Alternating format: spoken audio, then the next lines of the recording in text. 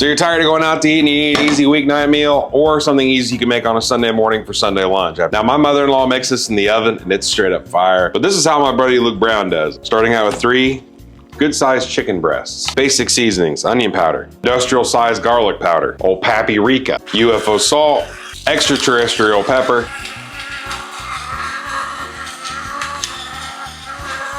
we like pepper around here. Somebody in one of my more recent videos said I look tired.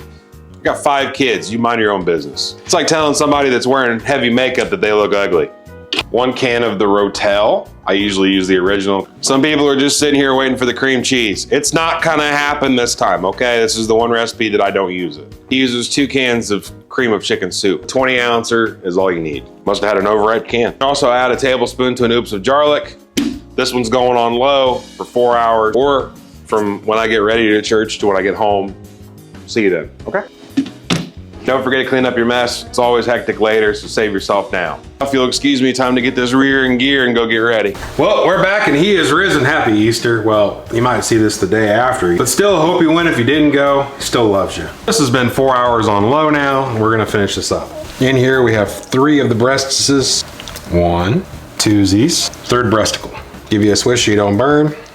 Set this off to the side real quick. Your chicken, you can do one of 2 things. You can either shred it up or you can chunk it up. And I know my wife likes it chunky because quick rough chop. These went 4 hours on low. I'm not super concerned with the hitting temp because I already know it did. But if you're one of those people that are wanting to make sure grandma's making it to the next Easter, just make sure that chicken hits 165. Or you can use pre-cooked chicken. You're just melting cheese at that point in time. If you chalked all your chicken up without getting anything on your nice clothes, good for you. Using the back of your knife, just go ahead and dump all that chicken right back into your crock pot without getting it all over the counter like I did.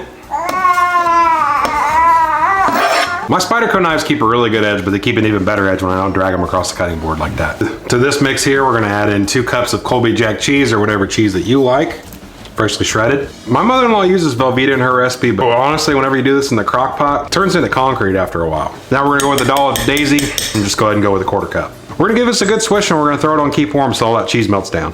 And I know what you're thinking, that's the absolute weirdest dip I've ever seen. It's actually chicken spaghetti we're gonna throw in a pot of water. Get our noodles going over there. Just don't forget to salt the water about like what you think the ocean would taste like. If that water come up to a boil, I'm gonna go ahead and get changed. Hopefully, I'm gonna go get into something a little more comfortable.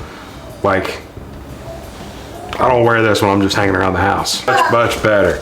I have all the kids sitting at the table pretty much ready to eat. Let's get this finished up. 1 pound or 16 ounces if you don't know the metric system of your cooked pasta. Don't burn your tootsies. 16 ounces if you don't know, it's all that's the same scale. You would need to say like no. For all you married folk out there, all right, I'm gonna put it down as easy as I can get it. 1 poundage of spaghetti. I don't care which one you use. If you like a different kind of pasta, use a different kind of pasta. It doesn't matter. I just realized I had the wrong spoonular for this job. Fancy stuff for the Instagram folks a little bit. Just hit it with a little bit of parsley or Italian seasoning. Ta-da! Photo worthy. Shh. Do it for the gram. Either the person cooking's taking photos or somebody that's about to eat. Either way, it's either gonna end up as a live leak at your house or it's gonna end up as an Instagram post. Hopefully the later and not the former.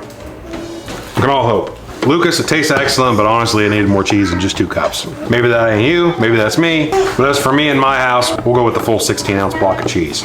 This thing makes pretty quick work. If you don't have one already, which I'm sure you probably do because it was the big trending thing the last couple of years, I got a link over there for you for the Amazon one. It's only like 20 bucks and it shreds up a bunch of fresh cheese really quick.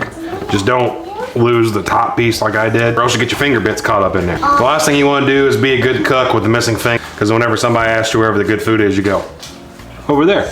There's the rest of the cheese I promised you. There you go, that's more like it. Oh man. You wanna try some chicken spaghetti, kids? No. Well, more for me and mom then, I guess. Maybe never sick. Better not! But as I've said before, if you make this one at home, somebody might end up pregnant.